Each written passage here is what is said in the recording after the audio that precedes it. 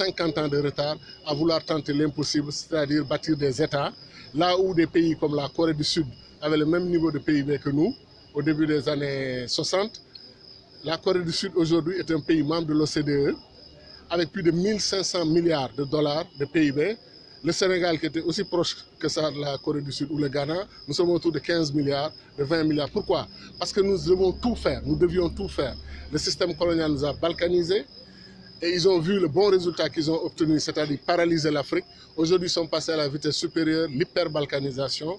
Ils veulent casser le Mali en 2 ou 3 États, casser la Centrafrique en 2 États, casser le Sénégal s'ils peuvent en séparant la Casamance, s'ils peuvent casser le Nigeria, casser la RDC. Vous imaginez, avec déjà 54 États, nous avons des problèmes. Imaginez si on avait 80 États en Afrique, on ne pourrait plus se déplacer, on ne pourrait plus bouger. Donc, la question du panafricanisme, avant c'était une volonté politique, aujourd'hui c'est une urgence. Les jeunes qui parlent d'urgence panafricaniste, je les applaudis et j'applaudis leur discours.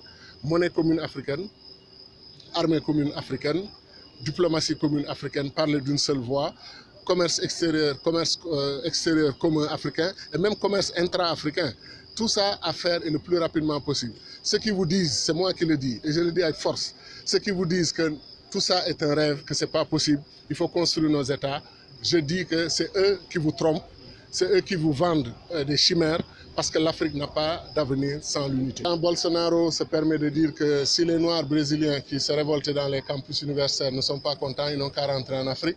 Et il dit, je leur conseille de préférence au Congo, vous vous rendez compte? En diplomatie, on n'attaque pas les pays, on n'insulte pas des peuples. Ce n'est pas parce que c'est le président d'un grand pays que nous respectons d'ailleurs le 2e pays noir au monde.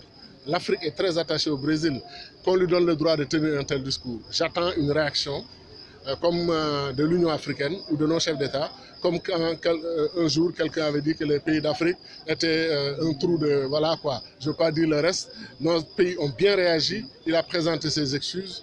À leur place, j'aurais continué la réaction et rédigé un communiqué pour le dénoncer, parce que c'est inacceptable qu'on continue de nous maltraiter, de nous manquer de respect en 2019, bientôt 2020.